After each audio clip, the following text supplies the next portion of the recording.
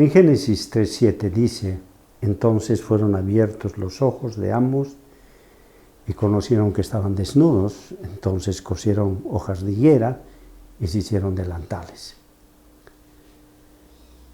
Inmediatamente después de haber transgredido la ley, se sintieron huérfanos de la protección divina. Un profundo sentimiento de culpa los invadía poco a poco. Sus ojos, su discernimiento, miraron, mas no vieron el peligro. Por eso el Señor nos recomienda: unge tus ojos con colirio para que veas. Dejaron el estado de inocencia que les envolvía y he aquí que apareció ante sus ojos la cruda realidad de la verdad sobre la oferta del enemigo. Conocieron su desnudez espiritual. Estaban desechados de la mano de Dios. ¿Cómo habrían de presentarse delante del Señor? Seguramente se preguntaban el uno al otro, con reproches que iban y venían y una amarga sensación los rodeaba. Se dieron cuenta que el paso que habían dado era sin retorno. La transgresión de la ley de Dios, hermanos queridos, no tiene vuelta. Una vez que se traspasa la delicada línea, se cumple la fatídica sanción: morir, morirás. Pero en vez de considerar, hermanos, la envergadura de su desobediencia y prepararse para un estado de arrepentimiento, ¿qué hicieron? Cosieron con hojas de higuera un delantal. Es decir, es una metáfora. Trataron de fabricar excusas que los puedan liberar de la sanción que merecían. Se cumplieron las palabras del profeta Isaías en el capítulo 64 y el verso 6. Todos nosotros somos como un hombre impuro, todas nuestras buenas obras son como un trapo sucio, todos hemos caído como hojas marchitas y nuestros crímenes nos arrastran como el viento. La justificación que estaban preparando resultaba tan buena como un trapo de inmundicia, hermanos. Génesis 3:8 continúa el relato y dice: y oyeron la voz de Jehová que se pasaba por el huerto al aire del día, y el hombre y su mujer se escondieron de la presencia de Jehová Dios entre los árboles del huerto. Entre tanto discurrían la forma como habían de disculparse delante del Señor, habían olvidado quizás la hora que siempre el Señor solía visitarlos. Así en ese momento se encontraba paseando por medio del huerto al aire del día. ¡Qué expresión más hermosa, más cabal! Como todas las cosas que hace Dios. Todas las cosas que hace Dios son a la luz del día y al aire. Es decir, de forma absolutamente transparentes. Contraria a esta actitud, nuestros primeros padres, al oír su amada voz, huyen. Tal como lo hicieron después muchos de sus hijos y quizás muchos de nosotros, como está registrado en el libro de Mateo, capítulo 23, verso 37 y Lucas 13, 34, que dice: Jerusalén, Jerusalén, que matas a los profetas y apedreas a los que te son enviados, cuántas veces quise juntar a tus hijos como la gallina junta sus polluelos debajo de las alas, pero no quisiste. Nos alejamos de nuestro Señor, olvidamos que siempre en la actitud que caracteriza su profundo amor por sus criaturas nos está buscando. Por ello enfatiza a nosotros, a los que vivimos en la época de la iglesia de la Odisea, en el capítulo 3 y el verso 20 dice: yo estoy a la puerta y llamo. Si alguno oye mi voz y abre la puerta, entraré a él y cenaré con él y él conmigo. Él está llamándonos, hermanos, tal como sucedió aquella vez en el paraíso, cuando a la primera pareja les llamó. A veces también nosotros, hermanos, No queremos escuchar sus amonestaciones. Hacemos oídos sordos y preferimos alejarnos de su presencia, poniendo en evidente peligro nuestra salvación y a veces a quienes dependen de nosotros, como son los niños. Lo terrible del asunto es que una actitud totalmente desquiciada, preferimos ocultarnos de la santa presencia de Dios. ¿Y cómo nos ocultamos, hermanos? ¿La Biblia? No, es un libro complicado, es un libro así, es un libro asá, es un libro de aquí, es un libro de... Todo dice que. No existe, hermanos, estudio personal. ¿Por qué no estudiamos? ¿Por qué no lo analizamos? ¿Por qué no sacamos nuestras propias conclusiones? No, preferimos escaparnos. Nada diferente de lo que hizo Esaú, por ejemplo, cuando por un plato de lentejas cambió su derecho de primogenitura y con ello la bendición que ello implicaba. Es importante entender que siempre que asumimos una conducta de semejante naturaleza, lo que estamos haciendo concretamente es rechazar la acción salvífica del Salvador y puede llegar al punto de que cometamos el pecado sin perdón. Al resistir continuamente la acción benéfica del Redentor que intenta encaminar nuestros pasos por el camino de la salvación. Lo curioso es que en estado de pecado pensamos que podemos nomás huir de la vista de nuestro Señor. Pues no es otra cosa el intento que obviamente iba a ser fallido de refugiarse en la espesura del follaje de los árboles, como a veces el hombre intenta ocultarse tras de frases rimbombantes de hombres incapaces de distinguir entre el bien y el mal, que se traducen en filosofías, pensamientos, teorías y aún religiones que ofrecen un conveniente manojo de ideas que tratan de ocultar al hombre de su responsabilidad frente a la ley. Sabio con las ideas de otros. Hermanos, queremos ocultarnos de Dios, como se ocultaron Adán y Eva. ¿Cómo te van a ocultar? ¿Acaso Dios no sabía dónde estaban? Claro que sabía. El Señor sabe dónde estás tú, el Señor sabe dónde estoy yo. Y te llama a ti y me llama a mí con nombre y apellido. Y nos ama tan tiernamente que aún tiene contados los cabellos de nuestras cabezas. Depende de ti, depende de mí, el abrirle la puerta de nuestros espíritus para que entre a nosotros y more con nosotros. Sí, hermanos. Hermanos,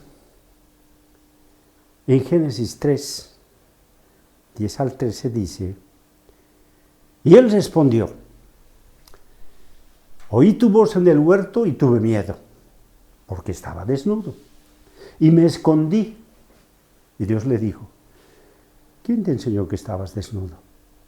¿Has comido del árbol del que yo te mandé no comieses? Y el hombre respondió, la mujer que tú me diste por compañera me dio del árbol y yo comí. Entonces Jehová, Dios, dijo a la mujer, ¿qué es lo que has hecho? Y dijo la mujer, la serpiente me engañó y yo comí. En el relato sucinto y lacónico de lo sucedido después de la transgresión de la ley de Dios es posible apreciar las siguientes partes. En principio, una ausencia total de la conciencia del pecado. Señor, yo he pecado, yo soy el pecador. No soy el pecador, es ella, es él, trasladando siempre la responsabilidad. Y Adán dice, y él respondió, oí tu voz en el huerto y tuve miedo porque estaba desnudo y me escondí. Aunque reconoce haber escuchado la voz del Señor, demuestra que adoptó una actitud totalmente desconocida para él. ¿Miedo? ¿De dónde tiene miedo? ¿Qué es eso? Miedo. No existía el miedo hasta entonces. Cabe preguntar, ¿miedo de qué? Cuando pecó, Azazel instaló, hermanos, un programa antes desconocido para él, el miedo. Ahora podemos explicar de esa manera quizás. Instaló un chip que funciona cuando tienes una situación que activa ese archivo. En 1 de Juan capítulo 4 y el verso 18 dice, en el amor no hay temor, sino que el perfecto amor echa fuera el temor, porque el temor lleva en sí castigo, de donde el que teme no ha sido perfeccionado en el amor. He ahí el opuesto del amor, el temor. Se dio cuenta de su desnudez y que un estado de pecado no podía acercarse al Señor. Pero le faltó la primera cosa que pidió Juan el Bautista y que fue plenamente ratificada por el Salvador. Arrepentimiento. Y comienza mostrando las vestiduras de la higuera. Las vestiduras que ellos habían hecho, que cosieron antes. Me escapé porque tuve miedo, dice. Pero no reconoció la oportunidad que el Señor le dio para que confesara sus culpas. Infelizmente, hasta ahora seguimos repitiendo este triste espectáculo. Y continúa el relato y dice así. Y Dios le dijo, ¿quién te enseñó que estabas desnudo? ¿Quién te enseñó que estabas desnudo? ¿Has comido del árbol que yo te mandé que no comieses? Y el hombre respondió,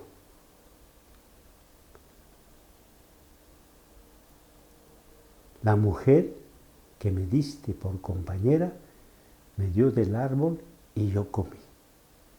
Nuevamente nuestro Dios le otorga otra oportunidad, hermanos, otra oportunidad, la segunda oportunidad. Le pregunta de cómo es que había llegado a la conclusión de que estaba desnudo. Tremenda cosa es argumentar inocencia cuando se ha cometido un pecado. Dicen las Escrituras, hermanos, en Eclesiastés capítulo 5 y el verso 6, no dejes que tu boca te haga pecar, ni delante del ángel digas que fue por ignorancia. ¿Por qué hacer que Dios se enoje a causa de tus palabras y destruya la obra de tus manos? Acuérdate de este texto siempre, hermanos. Eclesiastés, capítulo 5 y el verso 6. No debemos olvidar que junto a nosotros existe un ángel de testigo de todas nuestras acciones y que nada puede pasar por desapercibido al Señor. Dice la palabra, no os engañéis, Dios no puede ser burlado, pues todo lo que el hombre sembrara, eso también segará.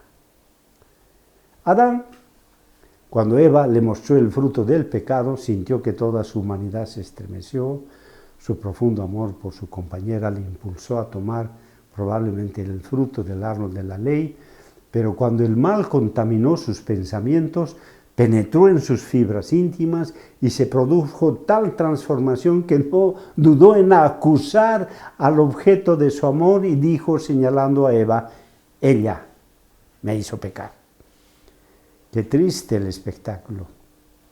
Cuando damos cabida al mal en nuestros pensamientos, aun nuestros rasgos más hermosos, más puros se trastocan y a veces se pierden.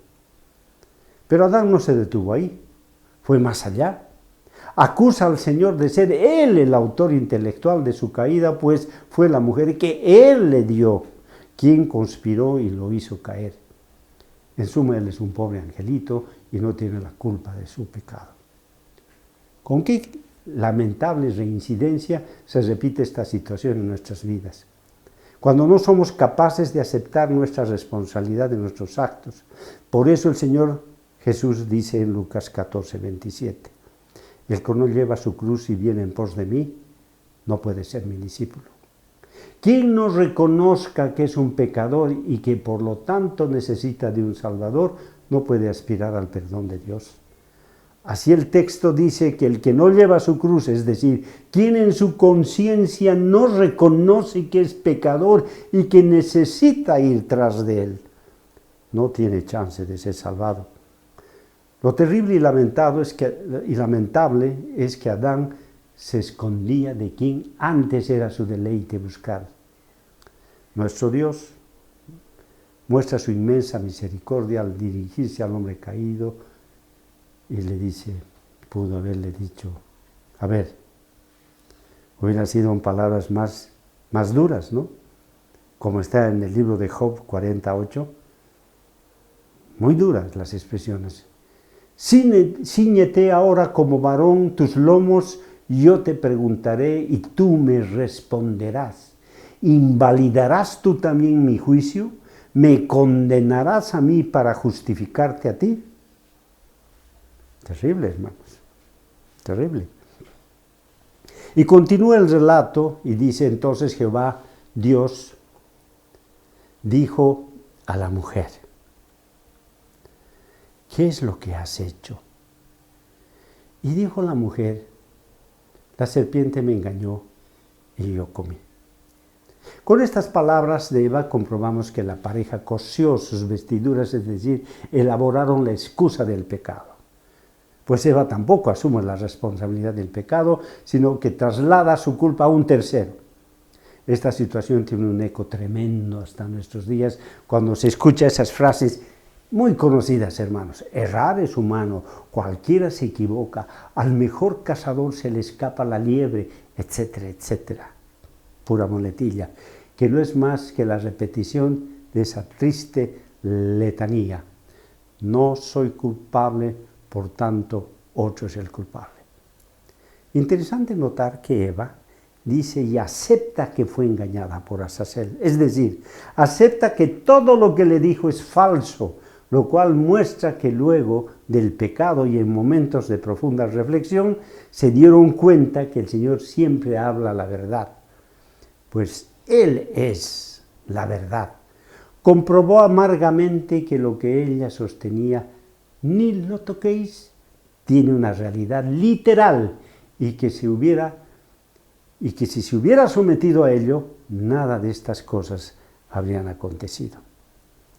Y continúa el relato en el verso 14, y dice, dijo entonces el Señor Dios a la serpiente, por cuanto hiciste esto, maldita tú eres entre todos los animales y bestias de la tierra. Andarás arrastrándote sobre tu pecho y tierra comerás todos los días de tu vida. Eso dice la versión de Felipe VI de San Miguel, de la Vulgata Latina. ¿Qué comentarios hay de esto, hermanos?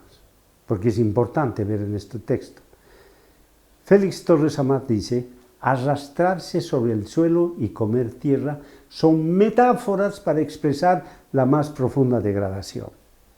Felipe VI de San Miguel añade, el sentido literal de la expresión no es más que un velo que cubre otro más elevado, cuyo objeto es el demonio. Tú serás maldito, quiere decir que sería por todos los siglos la execración del género humano. El oficio propio de este espíritu maligno es inspirar a los hombres el amor y gusto de las cosas bajas de la tierra y los deleites más infames y vergonzosos. La mayoría está de acuerdo en que el texto tiene un profundo sentido metafórico y bastante confuso a la hora de relacionar al enemigo con los animales. Consideremos esta interpretación. Cuando el Señor se dirige a Azazel, le indica que Él es la maldición. Él es la maldición. ¿Y cuál es la maldición? La muerte. ¿Sí? Él es la maldición. Él es la muerte. El solo hecho de que alguien la reciba, automáticamente está recibiendo a la maldición que significa su presencia. ¿Y qué significa su presencia? Pues definitiva la muerte. Esa es la maldición, la muerte. Esa maldición aún estará entre los animales. todos que sufrirán las consecuencias de la transgresión de quienes se suponía estaban a cargo de ellos. Tu comportamiento será siempre como el de hoy, como de serpiente, arrastrándote y sigilosa. Hace acá Dios una advertencia a las generaciones futuras, mostrando la manera como siempre atacará el enemigo, ya que el apóstol Pablo nos advierte en Efesios 6:12, porque no tenemos lucha contra sangre y carne, sino contra principados, contra potestades, contra los gobernadores de las tinieblas de este mundo, contra huestes espirituales de maldad en las regiones celestes.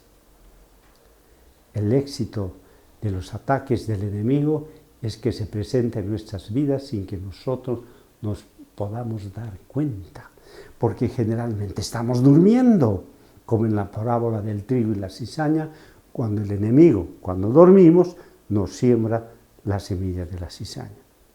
Finalmente, nuestro Dios da la sentencia: polvo comerás todos los días de tu vida. Queda claro que no se refiere al polvo material, sino al resultante del hombre cuando muere. En otras palabras, lo que le dice el enemigo es que si él cree que podrá retener el espíritu de vida una vez que la criatura viva muera, está en un error garrafal, pues lo único que podrá tomar es el polvo, que es lo que queda cuando se aparte el espíritu de la vida. Tal como dice en Eclesiastés 12:7. Antes que el polvo vuelva a la tierra como era, y el espíritu vuelva a Dios que lo dio. Aclaran las cosas el Señor. En buen castellano le dice: ¿crees que cuando muera una de mis criaturas podrás tomar el espíritu que habitaba en ellas? La respuesta es tan simple como esto: no, no podrás. La otra cosa importante que sucede es este acontecimiento en que el Señor nos explica que el enemigo Azazel estará siempre procurando tomar parte de la creación. No es otra cosa el sentido del texto de Isaías 65:20. Hay que leer este texto con mucha calma, hermanos. Isaías 65:20. Dice: ya no llegará a haber de aquel lugar un niño de pecho de unos cuantos días de edad, ni un anciano que no cumpla sus días, porque uno morirá como mero muchacho, aunque cuente con 100 años de edad, y en cuanto al pecador, aunque cuente con 100 años de edad, se invocará el mal contra él. Por tanto, Azazel es también eterno, lo que mantiene una perfecta armonía con el contexto que nos enseña que la ley de Dios, esta ley, hermanos, es eterna. Y Génesis 3:15 dice: y pondré enemistad entre ti y la mujer, y entre tu simiente y la simiente suya. Esta te herirá en la cabeza, y tú le herirás en el calcañar. El lenguaje que utiliza el Señor es, podríamos decir, coloquial y ajustado a la práctica humana. Inicia diciendo: pondré enemistad. ¿Es que fue el Señor que introdujo la enemistad? Claro que no. Necesario es efectuar, hermanos, algunas precisiones. La enemistad entre el bien y el mal es eterna, como eterna la existencia de ambos, y por supuesto de la ley. La ley es eterna. De manera que el vocablo pondré no significa que recién se instaurará esta separación. Lo que muestra es que habrá una nueva lucha en otras condiciones y en otros escenarios. Nuestro Señor se lanzará al rescate de su creación para redimirlos de la boca de Belcebú. La nueva lucha, hermanos, la nueva lucha tiene como marco monumental la sentencia de Dios, dada en Génesis 2, 16, 17. Y mandó Jehová Dios al hombre diciendo: de todo árbol del huerto podrás comer, mas del árbol de la ciencia del bien y del mal no comerás, porque el día que de él comieres, ciertamente morirás. La doctrina satánica y mentirosa del enemigo está registrada de la siguiente manera: entonces la serpiente dijo a la mujer: no morirás. Ahí está. Ahí está, hermanos. Se inicia una nueva confrontación, pues ahora se añadirán las acciones experimentales resultantes de la desobediencia del hombre. El mundo será el escenario en el cual se desarrollará el gran conflicto de los siglos. Entonces queda claro que lo que el Señor anuncia es un nuevo tipo de lucha entre las fuerzas del bien contra las fuerzas del mal. Luego el Señor se refiere a la descendencia de la mujer, la iglesia de Dios sobre la tierra, donde el hombre había de congregarse. De ahí en adelante, para consolarse y fortalecerse mutuamente, los seguidores de Dios se llamarán hijos de Dios. Nombre que acompañará al ferviente seguidor de Dios a través de todas las épocas y no otro puesto por los paganos allá en el año 70 en Antioquía. Los seguidores de Dios nos llamamos hijos de Dios. Se establece con claridad meridiana en las Sagradas Escrituras respecto de cuál es el nombre que se asigna a aquellos que seguimos al Señor. Gálatas 3:26 dice así: pues por la fe en Cristo Jesús todos ustedes son hijos de Dios. Juan 1:12 dice: pero a quienes lo recibieron y creyeron en él, les concedió el privilegio de llegar a ser hijos de Dios. Romanos 8:14 dice: todos los que son guiados por el Espíritu de Dios son hijos de Dios. Y por si no fuera suficiente, encontramos en Gálatas 4:7, así pues tú ya no eres más esclavo, sino hijo de Dios, y por ser hijo suyo, es voluntad de Dios que seas también su heredero. ¿Y la descendencia del maligno? ¿Cuál descendencia del maligno? La respuesta la encontramos en la Escritura en Juan 8:44, cuando dice: el padre de ustedes es el diablo. Ustedes le pertenecen y tratan de hacer lo que él quiere. El diablo ha sido un asesino desde el principio. Él es el padre de la mentira. Ese es Azazel. De suerte que la lucha será desde ese momento hasta cuando el Señor venga a recoger a sus hijos, entre los hijos de Dios y los hijos del diablo. Ahora el texto dice más. Habla que la descendencia de la iglesia habría de herirle en la cabeza y que ésta le herirá en el calcañar. Acá se establece probablemente la primera profecía y por supuesto la más importante de todas, el anuncio de que el Señor enviará al Salvador en rescate de nuestras vidas. Pero advierte que habrá un combate violento, cuyo resultado mostrará que el enemigo le herirá en el talón comparado con la herida que sufrió en la cabeza. Es nada, pues. Ahora, notemos que se trata de una comparación y no de un relato literal, mejor digamos, de una metáfora. La oposición probablemente la más intensa y tenaz que el maligno realizó es la de tratar de impedir el nacimiento de nuestro Señor Salvador. Ante el fracaso de su intento, no cesó en sus esfuerzos hasta lograr que nuestro buen Jesús, tomando así nuestra carga, ofrende su inmaculada vida por nosotros pecadores. Cuando nuestro Salvador expiró en la cruz, hermanos, los principados y las potestades de las tinieblas estaban congregados en derredor de la cruz, arrojando la sombra infernal de la incredulidad en los corazones humanos. Este es un extracto del deseado de todas las gentes de la señora Elena G. de White. Quienes quizás deberíamos añadir a esto que la sombra de duda alcanzó a los cielos, donde el querubín cubridor, Gabriel, y una tercera parte de los ángeles estaban siendo vencidos. Hermanos, estaban siendo vencidos por el poder maléfico de Azazel.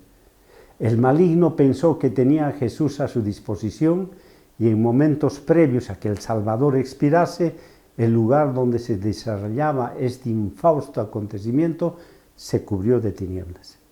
Lucas 23, 44, 45 relata: desde el mediodía y hasta las 3 de la tarde toda la tierra quedó en oscuridad, el sol dejó de brillar y el velo del templo se rasgó por la mitad. Azazel creyó que su acariciado plan al final tuvo éxito. Fueron posiblemente las peores 37 horas que la creación había vivido desde la caída en el Edén, cuando también en este tiempo de las 67 horas se registra la caída de la tercera parte de los ángeles. Felizmente su gran grito de triunfo se transformó en uno de frustración y turbación. ¿Por qué? Porque el Señor resucitó. Y con ello podríamos decir que se inició el trabajo que concluirá posteriormente, con la aplicación de una herida mortal en su cabeza, aunque ello no significó su destrucción, pues se rehizo y continuó con su plan de perseguir a la descendencia de la mujer con tanto éxito que en un inicio aquellos que fueron los albaceas de la palabra de Dios conspiraron de una forma absolutamente diabólica. Consideremos, hermanos, el relato que dice lo siguiente. Mientras ellos iban, sucedió que uno de los guardias fueron a la ciudad y dieron aviso a los principales sacerdotes de todas las cosas que habían acontecido. Estos se reunieron con los ancianos y después de ponerse de acuerdo, dieron mucho dinero a los soldados diciéndoles: decid vosotros, sus discípulos llegaron de noche y lo hurtaron, mientras nosotros estábamos dormidos. Y si el resto lo oye, al gobernador lo persuadiremos y los pondremos a ustedes a salvo. Ellos tomaron el dinero e hicieron como se les había instruido. Este dicho se ha divulgado entre los judíos hasta el día de hoy. Mateo 28, 11 al 15. Se percibía, hermanos, que la lucha no habría de ser sencilla.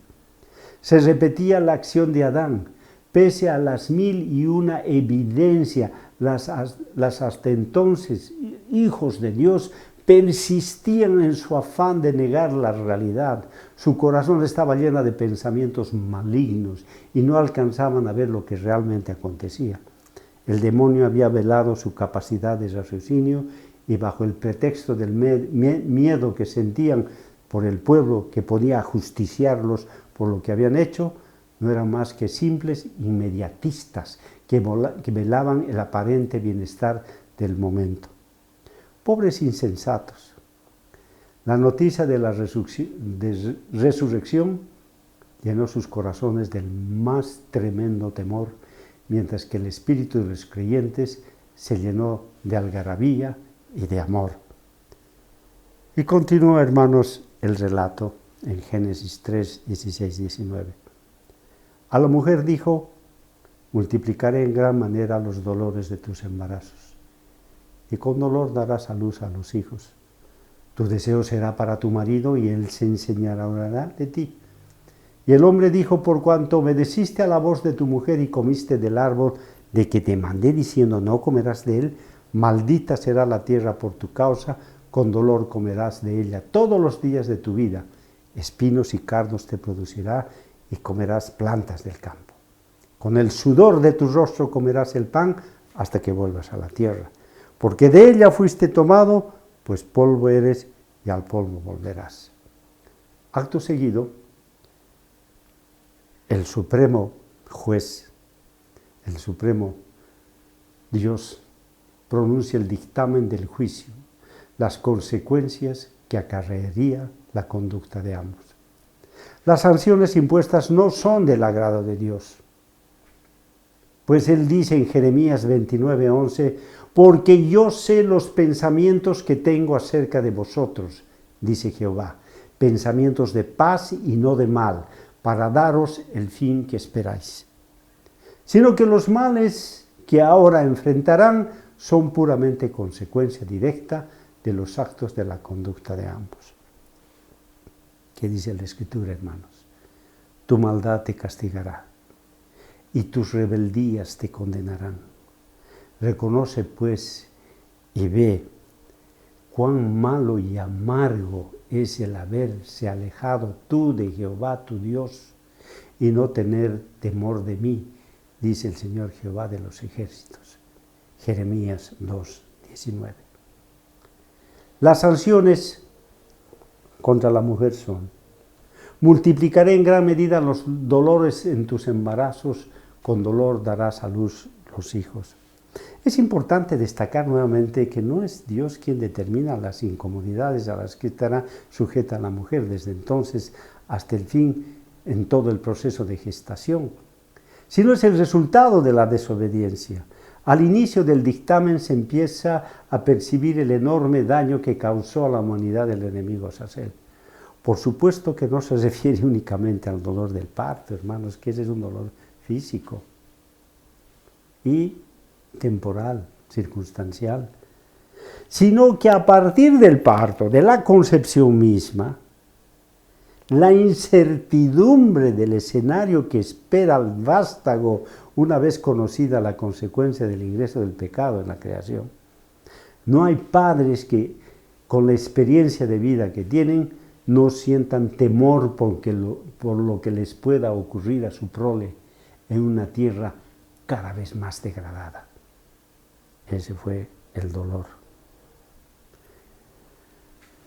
Tu deseo será para tu marido y él se enseñoreará de ti. A partir del pecado fue necesaria la intercesión de un sacerdote. El hombre toma en el hogar el lugar del sacerdote y es quien administra la familia. La mujer debe sujetarse a los dictámenes del hombre.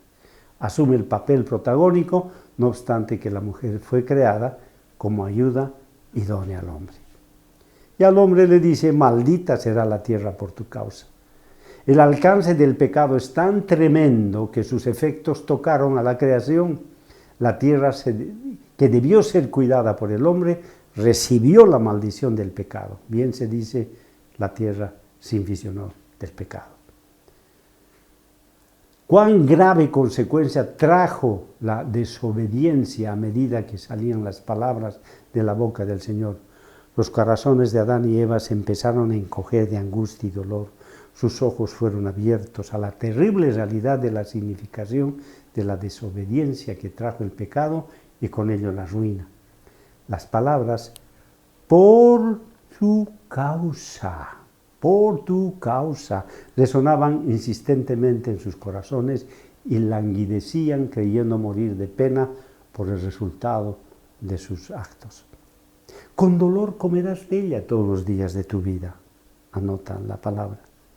Hasta hace un momento atrás la tierra a través de los vistosos árboles les ofrecían cantidad de inigualables manjares. La pareja degustaba los deliciosos frutos que habían salido de las manos del Señor y en sus rostros no había sombra de preocupación. Ahora el panorama había cambiado. Una nueva realidad irrumpió en sus corazones. Ahora pudieron comprender que a pesar de la alimentación que obtengan de la tierra, en breve tiempo tendrán que retornar al polvo de donde fueron sacados. Espinos y cardos te producirá. La tierra también presentará cambios producidos por la acción del enemigo. Los espinos y cardos, que son cuyos espinos, harían la vida de ellos más pesada y peligrosa, contribuyeron a pintar con colores sórdidos el panorama que se les presentaba. A pesar de ello, nuestro Señor cubrió a los espinos y cardos con bellísimas flores que en algo mitigan la agresividad de sus portes. Come las plantas del campo.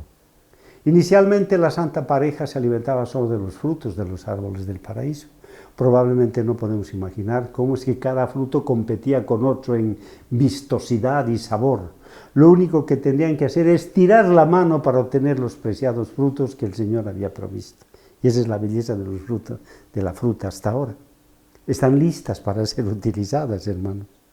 En adelante el hombre tendría que acudir a otro tipo de alimentación, las plantas del campo, que no son rivales en forma, color, textura y sabor con las frutas que el Señor creó para deleite del hombre. Los árboles frutales ofrecían sus frutos año redondo, razón por la cual la pareja no existía absoluta preocupación sobre el futuro. Ahora tendrían que labrar y sembrar la tierra, estar sujetos a las variaciones climáticas y a los ciclos agrológicos.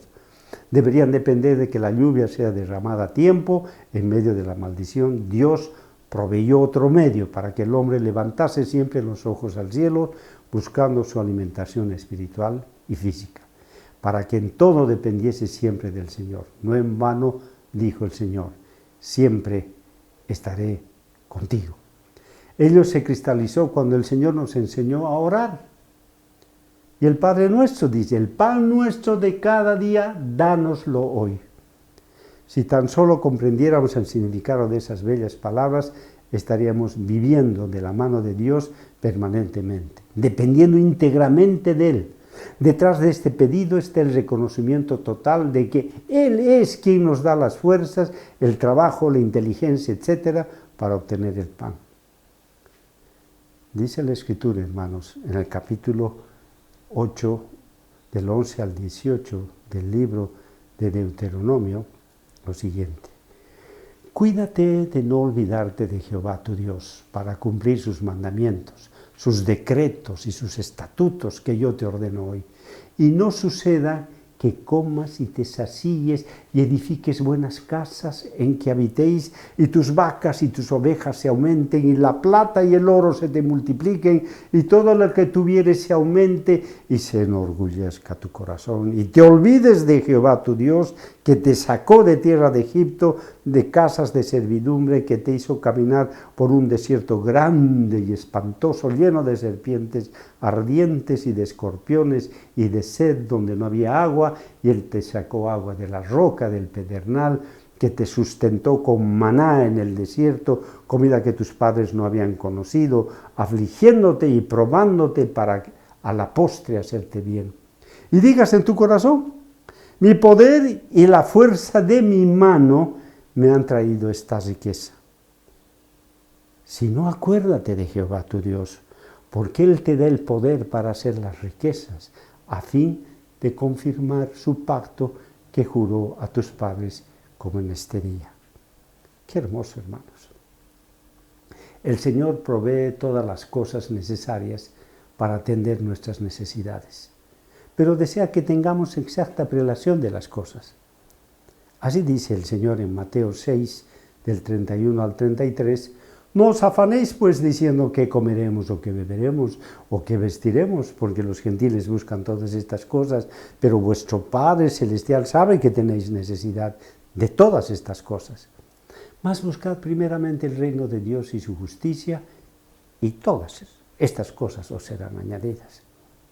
Así debería ser nuestra súplica en las mañanas, y para cerrar por la noche deberíamos decir: gracias te damos, oh Dios, gracias te damos, pues cercano está tu nombre, los hombres cuentan tus maravillas. Salmo 75:1. De esta manera, Dios proveyó de una bendición para que en medio de la dureza y de la maldición de la desobediencia tengamos una vía para alimentar permanentemente nuestros cuerpos y nuestros espíritus. Y dijo: con el sudor de tu rostro comerás el pan. En la obtención del alimento el hombre tendrá que acudir al trabajo duro e incierto, como hasta hoy, que dependemos de las lluvias, la provisión de agua, de las características agrológicas que deben rodear el cultivo de las plantas. Ya no están más al alcance de las manos los hermosos frutos que satisfacían con creces las necesidades de alimentación de Adán y Eva y de lo que sería después su descendencia.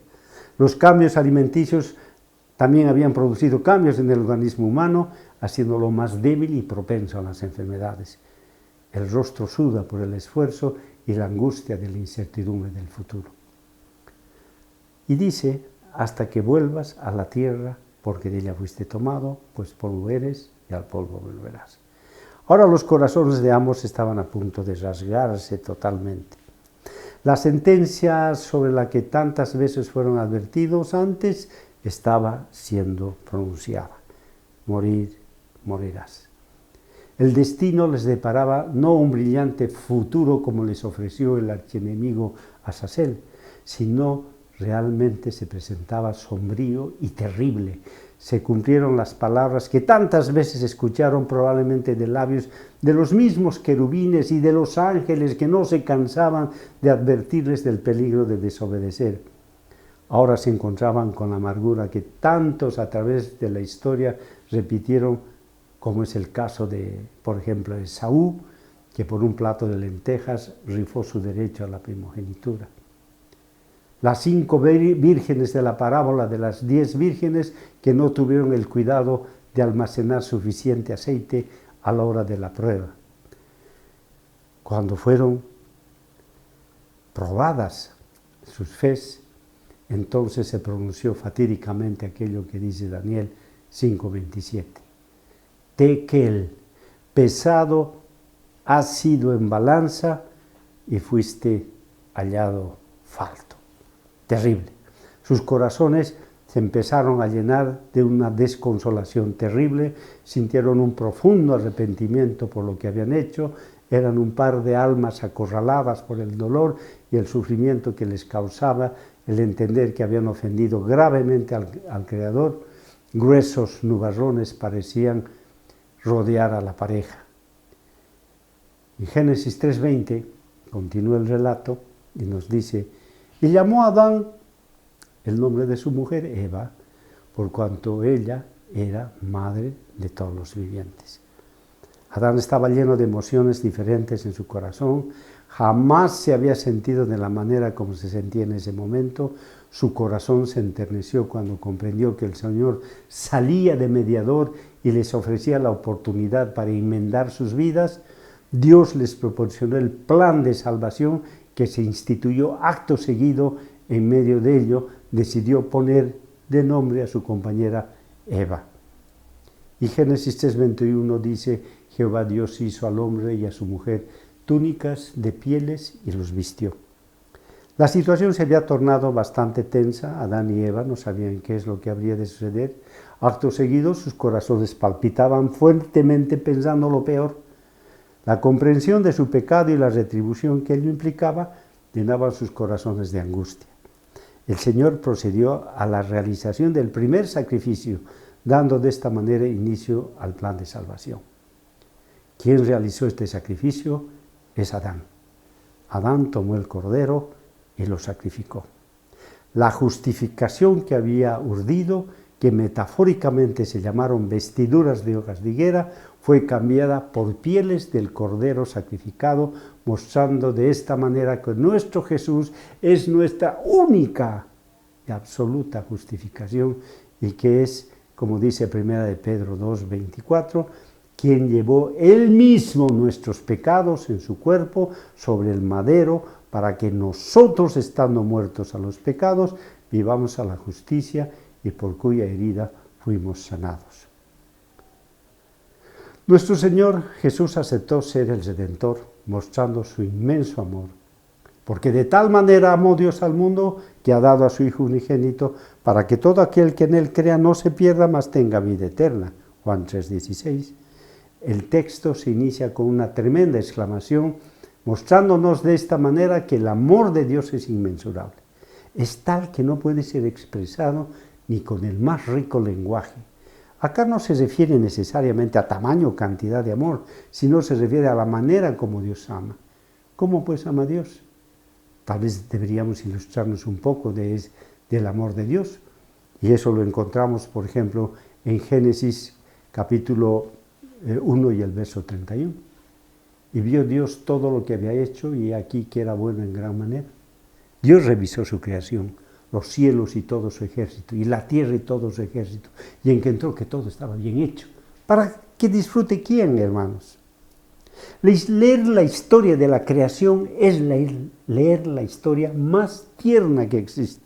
Un poderoso y bondadoso Padre estableciendo el lugar donde sus hijos habrían de vivir.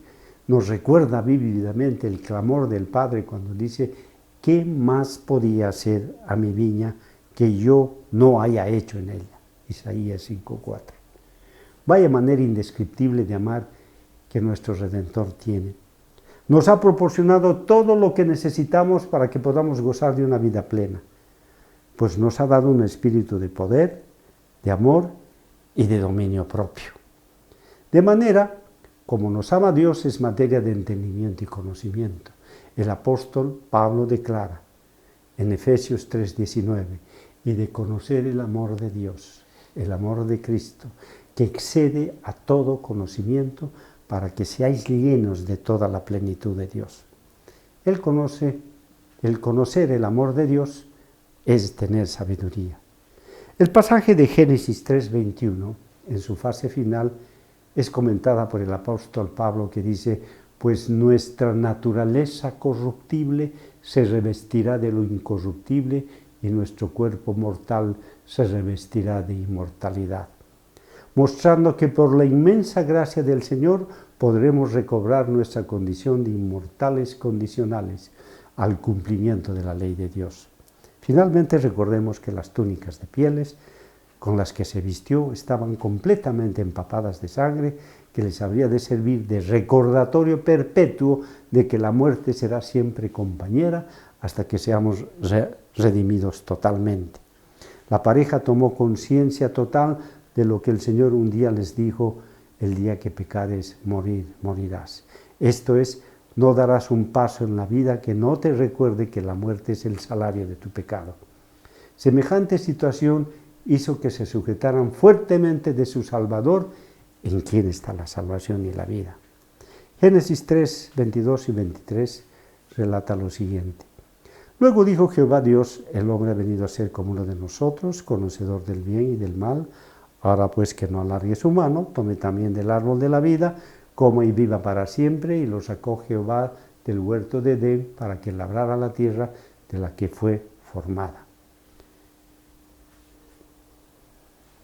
Los textos empezaron con una declaración con un alto contenido de amargura, la misma que lo invadió cuando dijo: ¿se acuerdan aquella vez antes del diluvio? Y se arrepintió Jehová de haber hecho hombre en la tierra y le dolió su corazón. Que muestra que cuando el hombre alcanzó lo que la serpiente le ofreció, habrían de recibir como reconocimiento su expulsión del paraíso terrenal y por ende de la vida eterna.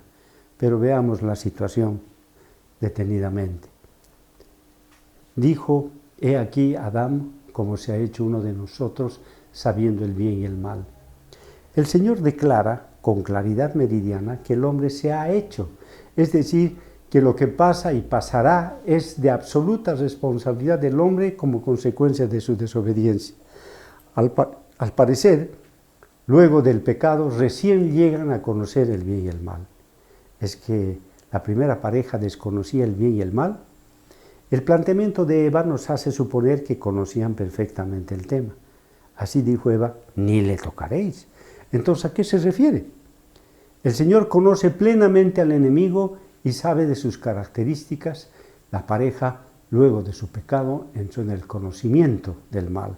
El significado de uno y otro contemplaban la paz y armonía que reinaba en ellos antes de su pecado y lo comparaban con su estado actual de miedo, incertidumbre, llenos de terror de lo que habría de suceder. Se dieron cuenta que en el conocimiento del bien y del mal, a través del conocimiento que adquirieron dolorosamente, les enseñaba simplemente que habrían de morir. Irremediablemente, esa tendría que ser el final de su caminar y que la ley de Dios estaba para ser obedecida y cumplida, lejos de la promesa del engañador que les ofreció poder establecer ellos mismos las reglas del bien y del mal. Ahora pues, para que no alargue quizás su mano y tome también del árbol de la vida y coma y viva para siempre, y echóle el Señor Dios del paraíso del deleite. ¿Por qué no simplemente destruyó al Edén y así evitar que la pareja tome mano del fruto del árbol de la vida? Parece razonable, ¿no? El Señor tenía un propósito en dejar el Edén con ellos por un tiempo. Se constituía en la evidencia física de que si hacen una vida digna de arrepentimiento, por la gracia de Jesús, podrían volver al lugar que el Señor construyó para ellos. Se convertiría en la Canaán celestial a la cual deseamos intensamente llegar. Claramente, el problema no era los frutos del árbol de la vida, pues bien sabemos que la vida únicamente radica en nuestro Señor, pues Él es la vida. Les mostraba que en el futuro, cuando el plan de salvación llegase a su cumplimiento total, nuevamente se reinstalaría aquella parte especial del huerto del Edén, donde de forma eterna estarían el árbol de la ciencia del bien y del mal y el árbol de la vida como perpetuos recordatorios del gobierno de Dios. Luego observaremos cómo la redacción descriptiva de la situación parecería mostrar que es nuestro Dios quien echa a la pareja del Edén, cuando líneas antes decía claramente que Adán creó las condiciones para ser echado debido a su desobediencia. Y además dice, para que labrase la tierra de la que fue tomado. Nuevamente acude al lenguaje simbólico, pues muestra una condición que no dejará al hombre mientras viva en este mundo hasta que sea redimido por el Salvador. De manera elaborada indica que labrando la tierra, es decir, toda vez que miremos la tierra, sabemos que nuestro fin está ahí, el polvo. Una repetición del hebraísmo, moriréis, que significa que no darás un paso en la vida que no te recuerde que tu fin será la muerte y te convertirás en polvo. Y el verso 24 dice, echó pues fuera al hombre y puso al oriente del huerto de Edén querubines y una espada encendida que se revolvía por todos lados para guardar el camino del árbol de la vida. El lenguaje en primera persona está mostrando como si nuestro Dios estaría efectuando la operación de echar al hombre del Edén, bien que sabemos que es el fruto de la desobediencia del hombre a las instrucciones del Señor. En el texto se puede apreciar que el huerto estaba construido de tal manera que solamente había una entrada, pues dice al oriente, donde se situaron los guardianes, haciendo del huerto un lugar definitivamente especial. La presencia de los querubines guardianes recordaba a la humanidad que su derecho de ingreso fue cercenado por su desobediencia y que su reingreso solo podía efectuarse con el salvoconducto sellado por la sangre del Señor, que nos habilite para reingresar en el santo recinto del Edén. La espada es un símbolo que muestra que si se acercaba al lugar santo serían muertos inmediatamente, lo cual nos recuerda el pasaje de Éxodo 19:12 que dice: pon límites alrededor del monte para que la gente no pase, y diles que respeten el monte y que no suban a él ni se acerquen a sus alrededores, porque todo lo que se acerque será condenado a muerte. Así que, pese al pecado del hombre, Dios no los deja sin recordatorios y muestras evidentes de su profunda e inmensa misericordia. Por tanto, el huerto era un lugar santo, donde el pecador no podía llegarse, pero al mismo tiempo era la confirmación de que ahí estaba nuestro Dios y por tanto estaba pendiente de la vida de sus hijos, exactamente igual como cuando el Señor está personalmente cuidando a sus hijos a través de las 7 iglesias, cuando se anota en el libro de Apocalipsis, capítulo 2, 12 al 16, que dice: me volví para ver de quién era la voz que me hablaba. Y al hacerlo vi 7 candelabros de oro, y en medio de los 7 candelabros vi a alguien que parecía ser un hijo de hombre, vestido con una ropa que le llegaba hasta los pies y con un cinturón de oro a la altura del pecho. Sus cabellos eran blancos como la lana y como la nieve, y sus ojos parecían llamas de fuego, sus pies brillaban como bronce pulido, fundido en un horno, y su voz era tan fuerte como el ruido de una cascada. En su mano derecha tenía 7 estrellas, y de su boca salía una espada aguda de 2 filos. Su cara era como el sol cuando brilla en todo su esplendor. Podemos apreciar que el Señor de manera personal se ocupa de sus hijos a través de todos los tiempos, como lo fue en un inicio, como lo fue después del pecado, hasta cuando vuelva otra vez y estemos con Él para siempre. Termina el texto y el capítulo anotando: para guardar el camino del árbol de la vida, es decir, para cuidar que la vía de ingreso de la vida junto a nuestro Dios esté asegurada.